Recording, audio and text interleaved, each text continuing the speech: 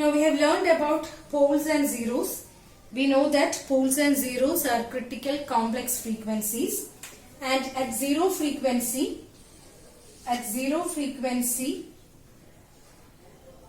the value of network function will be equal to 0, and at pole frequency the value of network function will be equal to infinity.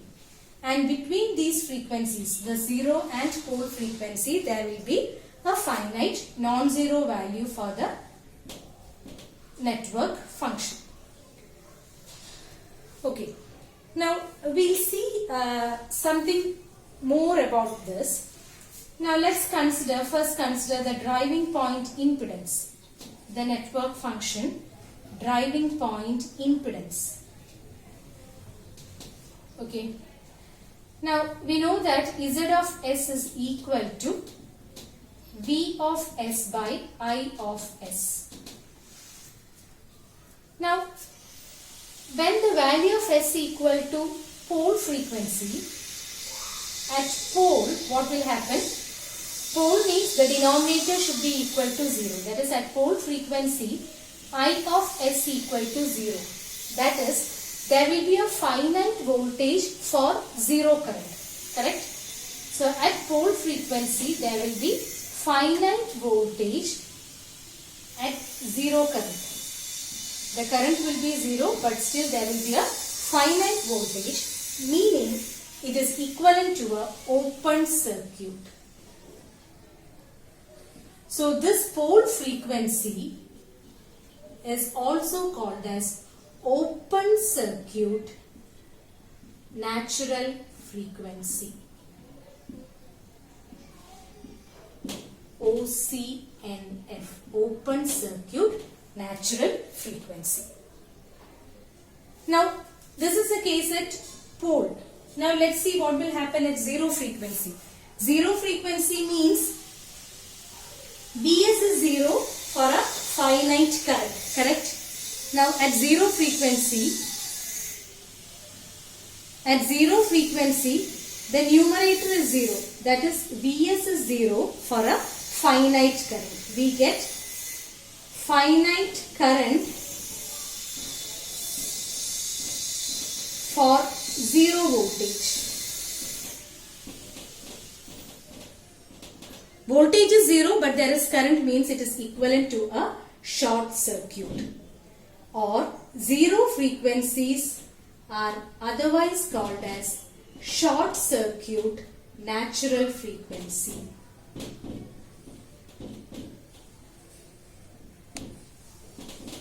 Short circuit natural frequency, SCNF. So pole frequencies are open circuit natural frequency and zero frequency are short circuit natural frequency.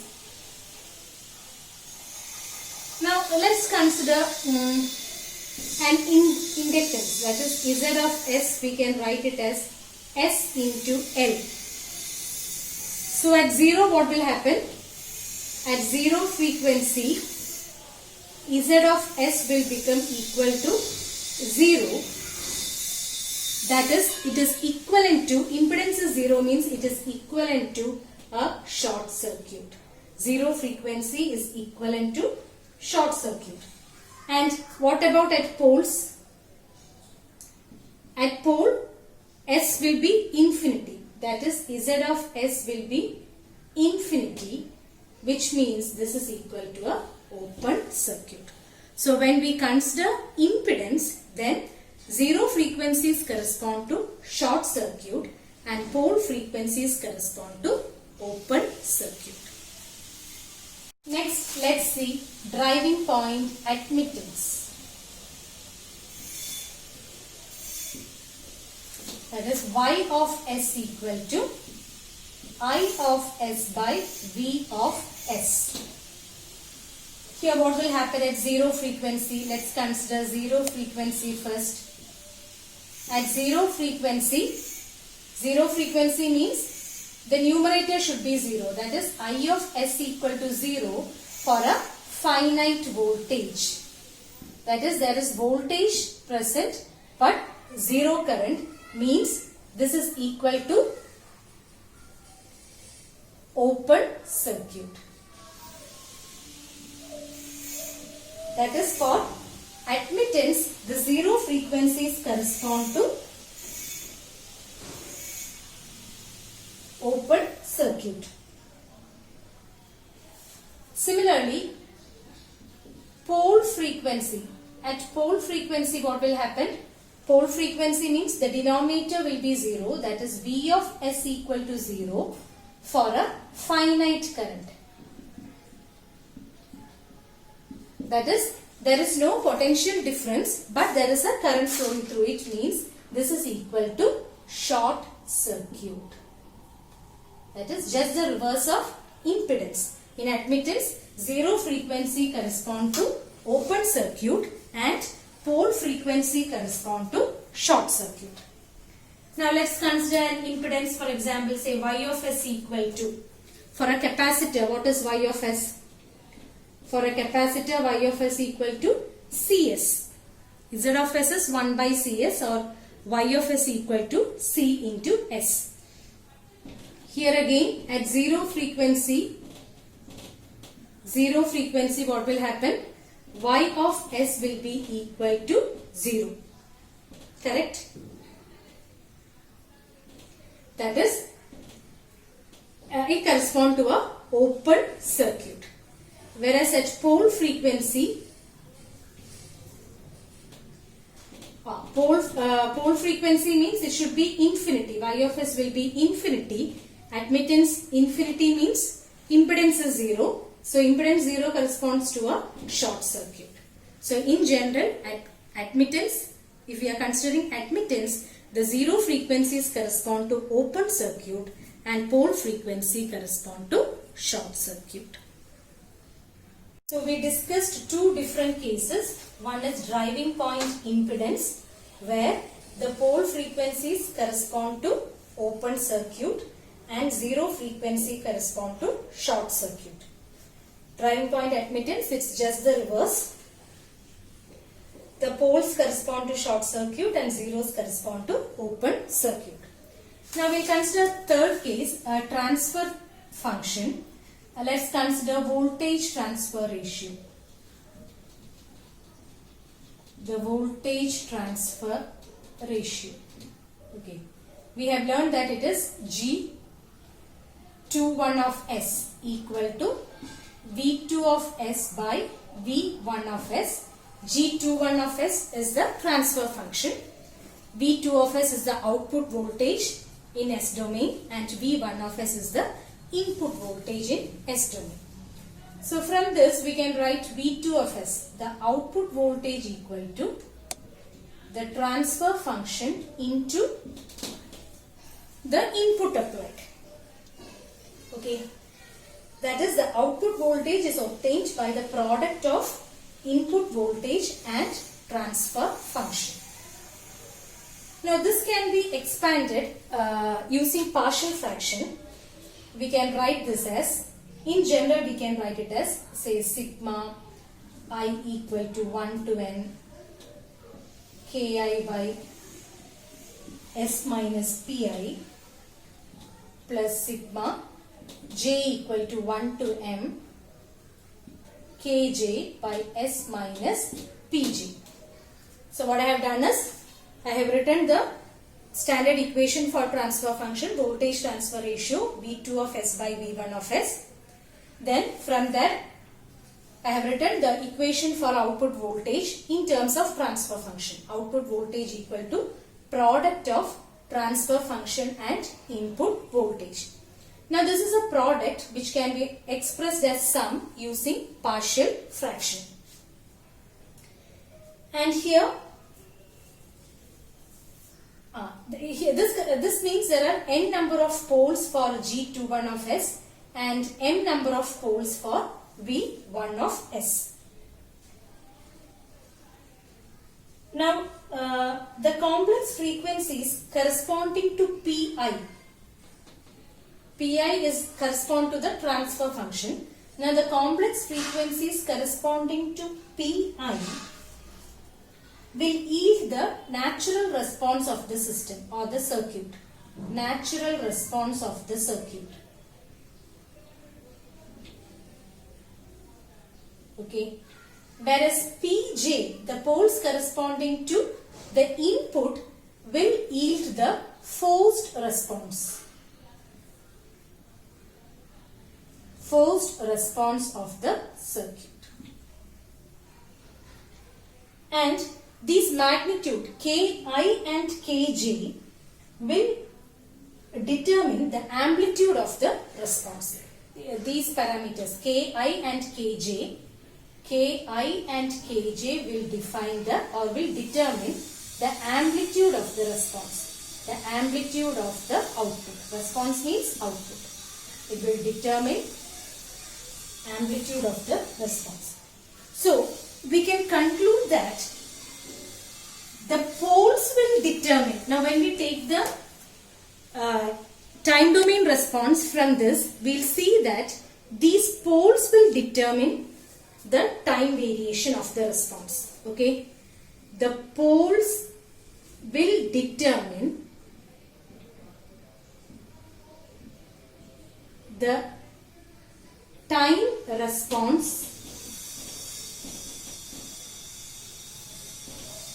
whereas the zeros, that is the numerator, will determine the amplitude response. Okay, this is an important point. The significance of poles and zeros in a system is the pole frequencies will decide or will determine the time variation in the output, whereas the zero frequencies will determine its amplitude. Okay, this has to be noted. So I'll explain once more. Voltage transfer. I have taken an example from transfer function. Here I have taken voltage transfer ratio. First we wrote the basic equation for voltage transfer ratio, which is G21 of S equal to V2 of S by V1 of S. From there I have written the equation for output voltage. Output voltage equal to product of transfer function and input voltage in S domain. Now this is a product which can be written as sum using partial fraction. That is summation Ki by S minus Pi plus summation Kj by S minus Pj. Now the poles of the transfer function determine the natural response of the system, and the poles of the input will determine the forced response of the system. And the coefficients Ki and Kj will determine the amplitude response. Or in short, we can conclude that the poles will determine the time variation of the response, whereas the zeros will determine its amplitude. So we have learned about the different network functions, that is driving point function and transfer function. Then we learned about the concept of poles and zeros and its significance. Now, in order for a function to be a driving point function, there are certain conditions to be satisfied with respect to the location of poles and zeros. So we are going to see that what are the restrictions on the location of poles and zeros in driving point function. Now there are 6 points. We'll see one by one. The first point is coefficient of the polynomial n of s and d of s of the network function f of s must be real and positive. That is, if we are writing a network function, in general we write it as f of s equal to the numerator polynomial divided by denominator polynomial. The first rule states that all the coefficients of the polynomial should be real and positive. That is, whenever we write a polynomial in the numerator and denominator, the polynomial coefficients, the coefficients of each term in the polynomial should be real and positive. That is, suppose if I am writing it as 2s square minus s plus 1 divided by 3s plus 1. Such a function is not possible. This is not a valid driving point function because here the coefficient of s is a negative value. So that is our first point. All the coefficients of the terms in both numerator as well as denominator should be real and positive. Then the next point is poles and zeros, if complex or imaginary, should occur in conjugate pairs. That means if there is a pole at say s equal to 2 plus j, then there should be a pole at 2 minus j also. If there is a pole at plus say 3j, then there should be a pole at minus 3j also. That is, if the poles are either complex or imaginary, it should always occur in conjugate pairs. That is point number 2. Now the third point, real part of all poles and zeros must be 0 or negative. That is, when we plot the poles and zeros in a pole 0 plot, all the poles and zeros should occur only on the negative side. That is, all poles and zeros should occur only on the left side of the plane. That is possible only if the values of poles and zeros are either 0 or negative.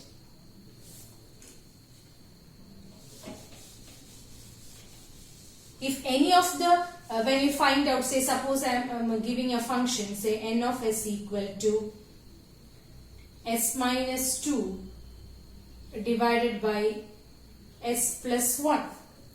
Now this is not a valid function, we can directly write it because here there is a negative value. The rule number 1 is not satisfied. So this is not a valid function. Otherwise also, if I find the zeros, here the 0 equal to z1 equal to, you will get it as plus 2. So when we mark it as in the pole 0 plot, it will be on the right hand side. This is not possible. All zeros and poles should be either 0 or should be negative. That is the third point. Now the fourth point is, the polynomials n of s and d of s cannot have any missing terms between those of the highest and the lowest order values unless all even order or all odd order terms are missing. What does that mean? Now suppose I am writing f of s equal to, say let it be 3s cube plus 2s square plus 1 divided by 2s plus 1. Rule number 4 says that both the numerators, both the polynomials, the numerator polynomial as well as the denominator polynomial, should not have any missing terms between the highest and lowest order values. That is, here the highest value is s cube. Then there should be a value for s square. Then there should be a term with s and then constant. Okay. So if it starts with s cube, then it should have a value with s square as well as with s. But here there is no term in s. So this is not a valid driving point function. But you can miss how, suppose I am giving another example, say f of s equal to, let it be 3s cube plus 2s by s square plus 1. Okay. Now this is possible. Why? Because here the highest order is s cube and then we are writing it as s means all even order terms are missing. That is possible. Okay. Similarly in the denominator, all odd order terms are missing. Okay. So if there is a missing, then the missing should have a pattern. What pattern? Either all the even order terms should be missed or all odd order terms should be missed. Otherwise, there should not be any missing terms between the highest order and the lowest order. Okay? That is point number 4. Then, fifth point is the degree of n of s and d of s may differ by 0 or 1 only. What does this mean? The highest degree of numerator and denominator should either be same or they can differ at the most by 1. That is, if here the highest order is s, see if it is s cubed plus s square plus s by 1 divided by, here it can be either s cube or it can be one order less. That is, it can be either s squared plus s plus 2 or it should be s cube plus s squared plus s plus 1. That is, the difference in degree between the numerator and denominator should be either 0 or at the most it should be 1. If there is a difference, the difference can be only 1. And the last point, the lowest degree in n of s and d of s may differ in degree by at the most 1. When we compare the lowest degree also, the difference can be only maximum of 1. If the numerator ends in suppose s square, then the denominator, it should also either end in s square or it can be s. So the maximum difference should be 1. So these are the conditions to be satisfied in order for a function to be driving point function. So you will be given a function and you will be asked to find out whether it is a valid driving point function. Then you will have to check all these points. If any of the points is not applicable, then the function is not a valid driving point function. Similar to what we have seen for driving point function, transfer function also has certain restrictions for the location of poles and zeros. The first point is the coefficients of n of s and d of s are to be real. But the coefficients of d of s must be positive, though a few coefficients of n of s may be negative. That is a change from what we have learned for driving point function. In case of driving point function, both the numerator and denominator, all the coefficients should be real and positive. But when it comes to transfer function, all the coefficients must be real, but a few coefficients of n of s may be negative. So that is one change. But the denominator, all the coefficients should be positive. A few coefficients of the numerator can be negative. Then the second point is the same. Poles or zeros, if complex or imaginary, should occur in conjugate pair. If there is a plus j as pole, then there should be a minus j also as pole. If it is complex or imaginary, it should always occur as conjugate pairs. Then the third point, real part of poles must be 0 or negative. There is no restrictions for the zeros, only for poles. The real part of poles must be 0 or negative. Then fourth one is also slightly different. N of s, that is the numerator may have missing terms between the highest and lowest order. The numerator can have missing terms between the highest and lowest order, but denominator, there should not be any missing terms between the highest order and the lowest order. If there is a missing, then either all even terms should be missing or all odd terms should be missing. There is a relaxation for n of s. Then fifth point, degree of n of s may be 0 independent of degree of d of s. There is no relation between the degree of n of s and d of s in general. But there are two specific cases for voltage or current transfer ratio, that is for G21 of s or alpha 21 of s, the maximum degree of numerator must be equal to degree of denominator.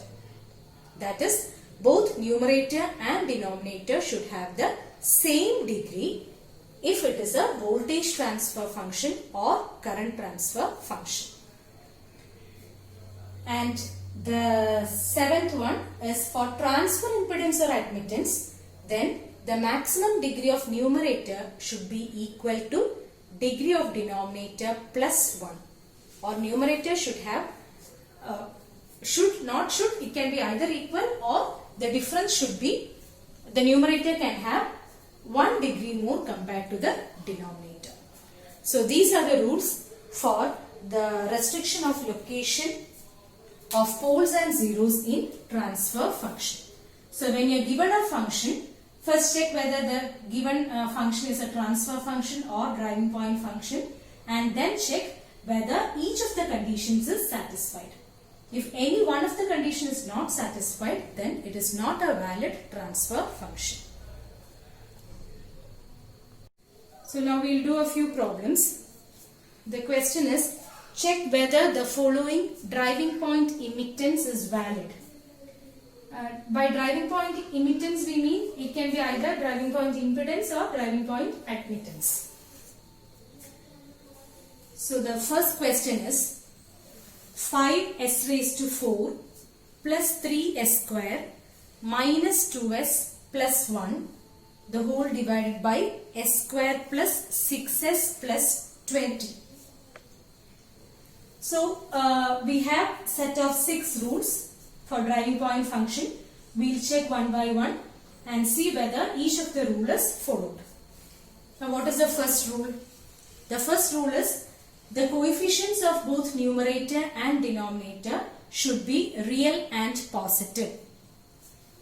We can see that is not satisfied here. Here we have a negative term. So rule number 1 is not satisfied.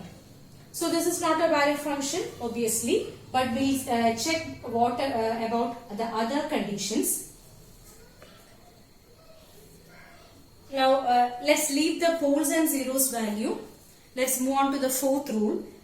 The polynomials cannot have any missing term between those of the highest and lowest value. And if there is missing, it should be all even or all odd. Now here we can see that after s raised to 4, the s cube term is missing, but there is s term. So all odd terms are not missing, correct? But the s cube term is missing. So between the highest order and the lowest order, there is a term missing. So rule number 4 is also not satisfied. Then fifth one, the degree of numerator and denominator should differ at the most by 1. But here it is s raised to 4 and here it is s square. A difference of 2 is not allowed. So fifth rule is also not satisfied. The lowest degree may differ at the most by 1.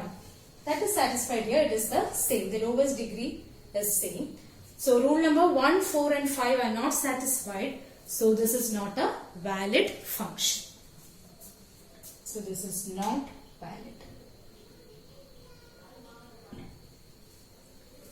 Now we will move on to the next one.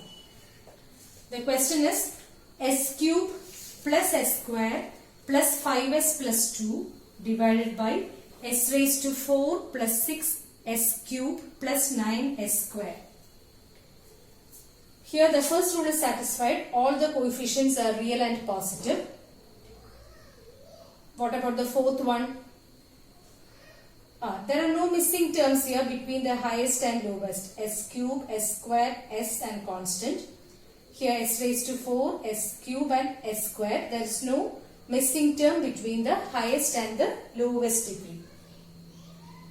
Then the degree of a of s and b of s may differ by 0 or 1.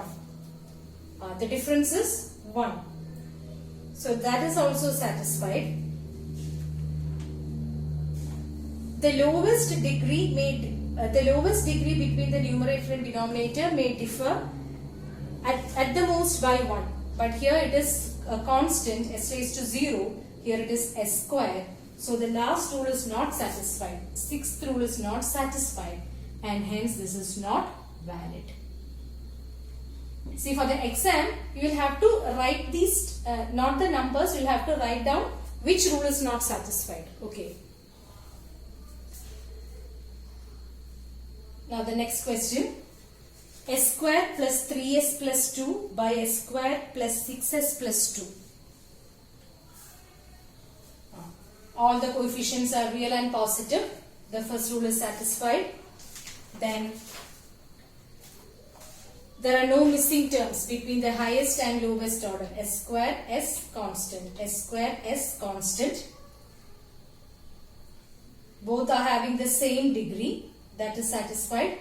The lowest degree is also the same. So all the rules are satisfied, and hence this is a valid function. So this is how we check whether the given function is valid or not. You have to check each rule by rule, and if any of the rules are not satisfied, you have to state that and say that the function is not valid. Next, check whether the following transfer functions are valid. The first one, a voltage transfer ratio is given. 3s plus 2 by 5s cubed plus 4s square plus 1.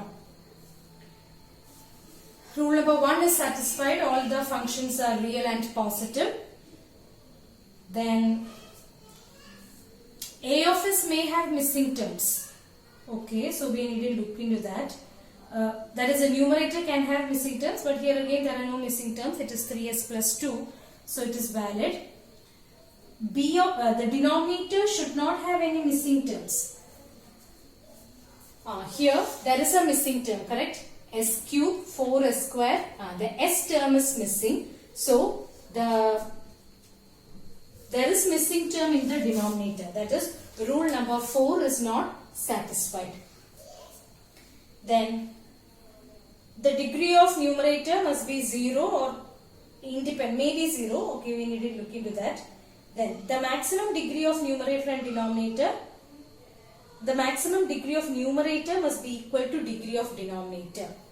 That is not satisfied here, correct? The maximum degree of numerator must be equal to degree of denominator. Degree of denominator is 3, but numerator is s. So rule number 6 is also not followed. Therefore, the function is not valid.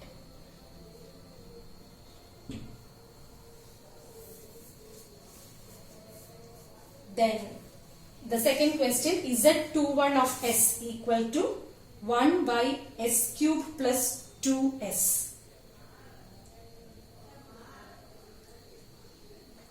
Okay. So rule number 1 is okay here. All the terms are positive.